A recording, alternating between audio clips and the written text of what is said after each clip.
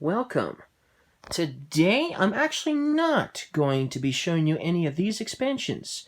I already did a video on Dominion Guilds, and I'm saving Dominion Cornucopia for one of the last expansions I do.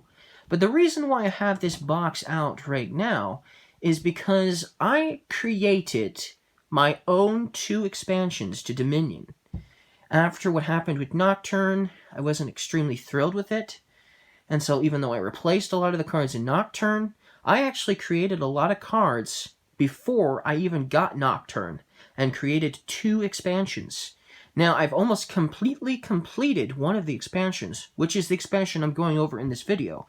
It's called Dominion Snowline. Now remember, this is not an official Dominion expansion, so you cannot find this and buy this anywhere. But if you like my ideas, or at least some of them anyway, you can look at them and create your own, artwork or whatever you're going to do, and create your own Dominion cards with the same type of function, if you really like them. But I thought I'd go ahead and show you all of the cards that I've created for the Dominion Snowline expansion. Now, I still have a few I have not finished, meaning I don't have them out yet, but I have the majority of Snowline taken care of. So I thought I'd show you what I have. And in a future video, I can show you the cards I didn't finish until later. So I also have another expansion called Dominion Wildlands, which we're not going over in this video, or videos, but it also has only a few cards I've created thus far as well, so it's even less done compared to this one here. So let's go ahead and get started showing you what I have created for Dominion Snowline. Now, before I really go over these cards here that I'm just showing you now, there is one thing I want to note. The reason why I came up with Dominion Snowline, I wanted to pick a theme for Snowline that was pretty unique. And so after a lot of searching, I found a term called Snowline. Now, Snowline is a term to define an area where it never melts. So somewhere up in those mountains where the snow just never ever melts, that area is known as a snow line. And so that's where I came up with the idea for this expansion. It's not something I made up. There's an actual term for that. So that's really cool. And one of the cards here, this one in fact, which is called Fern Village, you're probably thinking, wait a minute, you spelled it wrong. Fern is with an F-E-R-N. Well, that's to indicate a plant. There actually is a term, F-I-R-N, fern. And fern is a term you will refer to an area of compacted snow on top of compacted snow on top of compacted snow, etc., etc. If there's an area where it's just tons and tons of compact snow on top of each other, you call that a fern. So that's how I made up that. That's how I came up with that solution. And so this is called a fern village, hence a lot of compacted snow sitting on top of the village after an avalanche. And so that's where this card comes in. Avalanche, just about to strike down a village, basically. And then we even have another card that actually goes with all of these called Snowshoes. And as you can see, it's a reserve card, so it will work with your tavern mat for adventures. And there's a few other reserves in this expansion, as well as durations. So, let's get started. So, Avalanche is an attack card that costs 7 money. There are some other actions out there that cost 7, so it's not like this is the only one. But the reason why I made it 7 is it's a very powerful attack card. It might even be considered more powerful than Goons, because of what it does. So, you get 3 cards, then each other player gains a Fern Village or a Wasteland. You choose. So if you run out of Fern Villages, you can just give them Wastelands. And the Fern Village pile is the same as a regular pile of actions.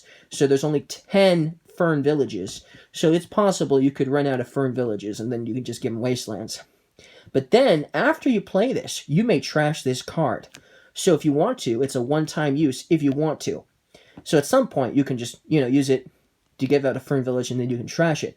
And then if you do, you gain a gold and a Snowshoes. So you get 2 cards for the price of 1. and you also are attacking somebody, and you also get to draw 3 cards. So it's a very powerful card.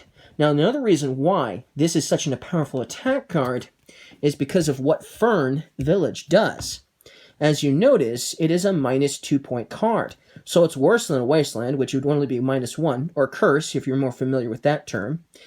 And it's a defeat card. So if you watched my alchemy video, you know that the Mad Scientist was also a defeat card. And remember, this is not in the supply, so you can't buy this card. But it acts like a regular village. You get a card, and you get 2 actions. But it's also going to be a minus 2-point card. And you're probably thinking, well, I can just trash it. I'm going to trash it. Well, that's the problem with this card. It's just like Fortress. When this is trashed, you put it into your hand. So you're not going to get rid of all that snow on your village anytime soon. So that's why I did that. So you don't want to get stuck with too many of these because you're not going to be able to get rid of them. Now, there is a workaround. So you're thinking, oh, great. I don't like this. I can't get rid of it. Well, there is a way to get rid of it. Now, with Dominion Menagerie, since that's about to come out pretty soon, technically, if you exiled your Fern Village, you wouldn't have to worry about getting it back anytime soon because you wouldn't.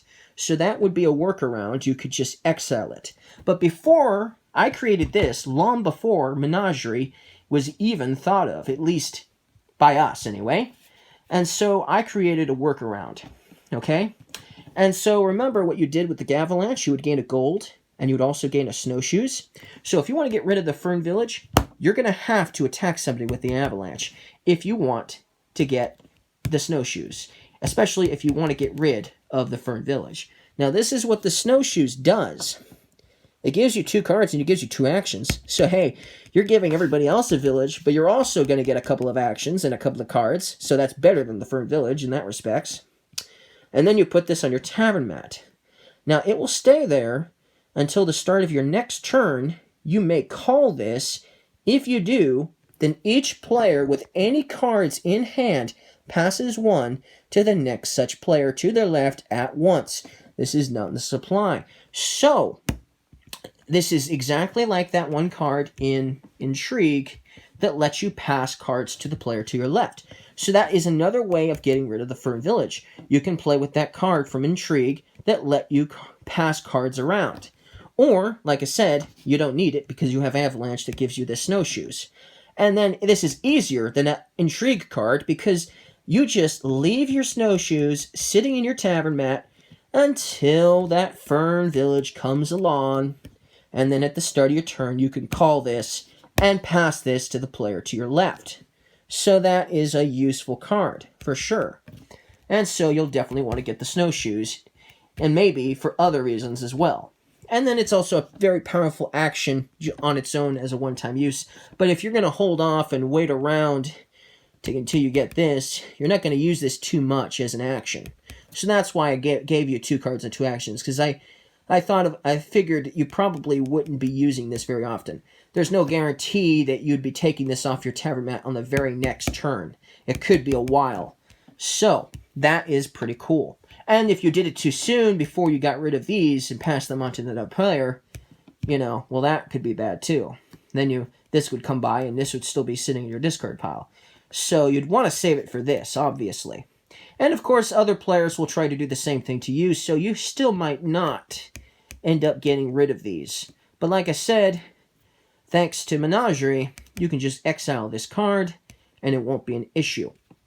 So, and you won't have to worry about getting it back from the exile mat either. So that's another thing to note. So, and because it's a defeat card, I went with the entire purple coloration.